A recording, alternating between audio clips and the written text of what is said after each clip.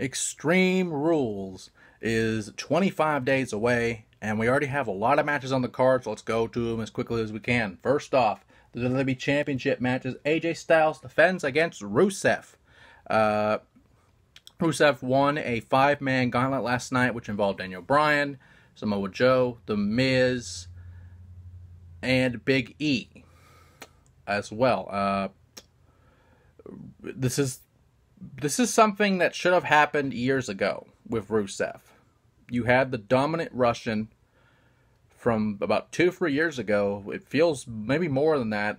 It feels like forever, honestly. And you gave him the U.S. title. He had the incredible push, had him come out on a fucking tank at WrestleMania, and then, kind of fell off to semi-obscurity. Thankfully, the Rusev Day movement has helped Rusev rebrand himself. Otherwise, this probably would have never happened. But nonetheless, this match is for the WWE Championship, and I really don't know. Because on one hand, AJ Styles became the cover boy for the 2K19 video game.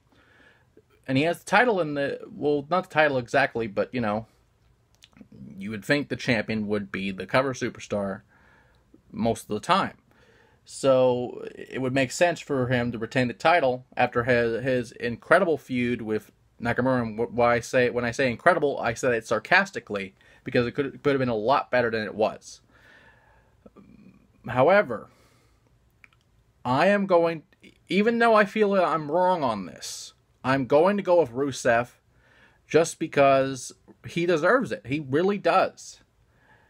He's gone through so much shit with the lads, with the League of Nations, with the Lana Ziggler, Summer Rae fucking horrible angle that was fucking horrible.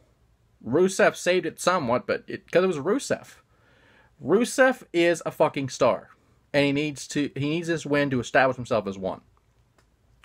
So I'm going to go for Rusev, even though I'm probably wrong on this one, but I would not be surprised if AJ retained, because you got to make him strong somewhat after that horrible feud with Nakamura. Next up, the #1 contendership for the Universal title.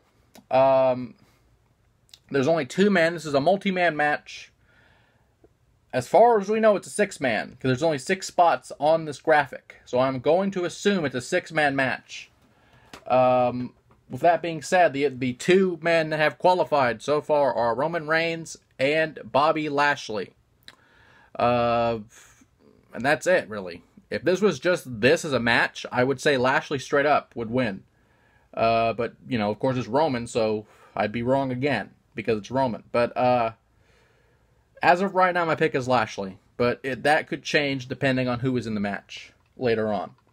And finally, the Raw Women's Championship, as the new champion, Alexa Bliss, defends against the former champion, Nia Jax. Now, you may be confused about that.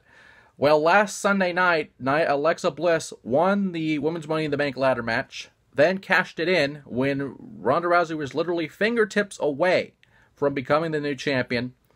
Took out Ronda, took out Nia with the briefcase, took advantage of an injured arm on Nia, and cashed in on the same night, which is the first time for the women's briefcase. It's happened before, but not for the women's briefcase until now. And she has become the new champion. This does... I was going to say Ronda would probably interfere, but as we learned a couple nights ago on Raw, Ronda is suspended indefinitely. Well, for 30 days, but it should be indefinitely for what she did. She attacked the general manager, she attacked officials, she attacked pretty much everyone in sight.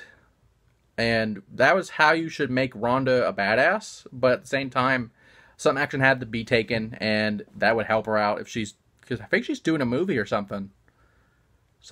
She's doing something. I know that much, and that would make Ronda the attraction she is, probably having that rematch at SummerSlam. But with that being said,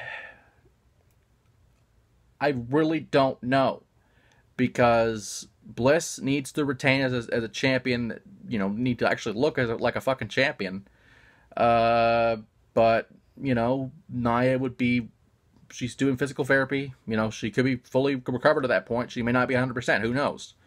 But I am going to go with Alexa Bliss just hoping that we don't have the Nia Ronda match again. Not that it wasn't horrible. It's just we know the outcome. We literally saw the outcome before Alexa Bliss cashed in. So we don't need to see that again. And with that, Extreme Rules is 25 days away. And this is the final stop before SummerSlam.